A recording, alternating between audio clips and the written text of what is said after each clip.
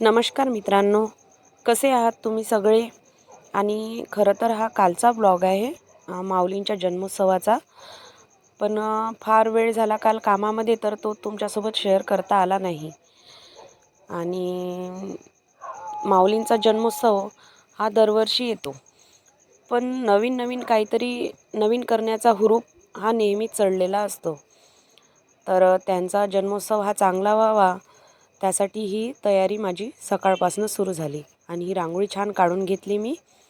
आणि त्यांच्या पूजेसाठी मला बॅकग्राऊंड छान असं हवं होतं, त्यासाठी मी ही प्रभावळ तयार करून घेतली घरीच. याचाही व्हिडिओ येईलच लवकरच शॉर्ट्समध्ये.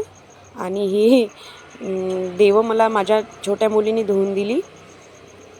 आणि दुर्वा मी माहेराहूनच, माझं जवळच माहेर आहे, तिथून मी बोलावत असते दुर्वा, फुलं, काही हारं वगैरे विकत आणली.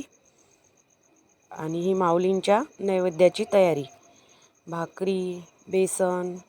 आणि हा आमच्या इकडे समाप्ती म्हणून काला तयार करण्यात येतो, त्यासाठी ही चण्याची डाळ आणि हे दडपे पोहे आणि त्यामध्ये मिरची, थोडी साखर, मीठ, दही आणि लोणचं टाकून हा काला प्रसाद तयार केला जातो.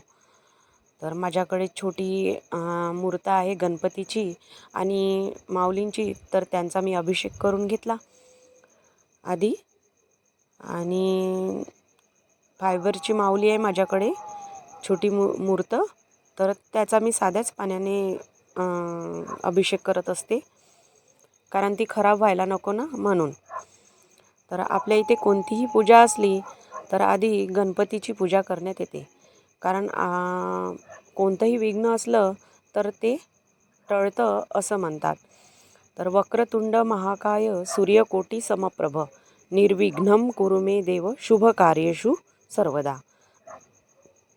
आणि आता आपण माऊलींची तयारी करून घेऊया. तर ही रुद्राक्षांची माळ मला खूप दिवसापासून माऊलींसाठी रुद्राक्षांची माळ घ्यायची होती, यावर्षी मी घेऊनच आले. आणि अशा प्रकारे माऊलीची तयारी सुरू. तर माऊलींवर ठेवलेली मनापासून श्रद्धा आणि त्यांची केलेली सेवा आणि निशब्द अश्रू आणि शांत राहून सोसलेलं सगळं माऊली कधीच वाया जाऊ देत नाही. माऊली आपल्यासोबत कधीच चुकीचं करत नाही. आयुष्यात पुढे गेल्यानंतर मागे वळून पाहिलं की जे त्यांनी निर्णय घेतले होते ते कधीच चुकीचे नसतात. आणि हे 21 मोदक मी तयार करून घेतले माऊलींसाठी. आणि हे नैवेद्य पण तयार ठेवून घेतला मी. आणि दुःख म्हणजे प्रश्न आहेत, पण उत्तरासाठी माऊली आहेत ना. जेव्हा आयुष्य कोसळायला लागतं ना, तेव्हा माणूस तक्रार करत नाही आणि फक्त देव देव म्हणून उच्चारतो आणि त्यांच्यावरती सगळं सोपवून देतो.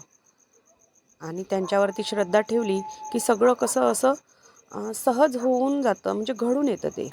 आणि हे बघा, ही माऊली किती सुंदर दिसत आहे ना माझी. आणि अशा प्रकारे माझी पूजा ही संपन्न झाली. इतकी सुंदर दिसत होती ती पूजा. प्लीज तुम्ही सांगा मला कमेंटमध्ये कशी झाली ती, आणि मी अजून काय करू शकत होती. आणि आरती करून घेतली मी.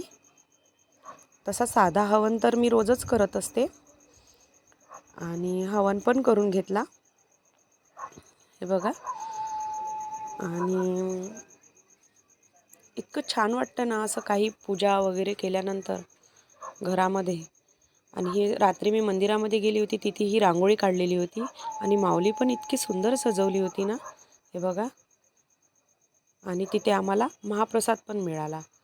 तर अशा प्रकारे माझी पूजा संपन्न झाली.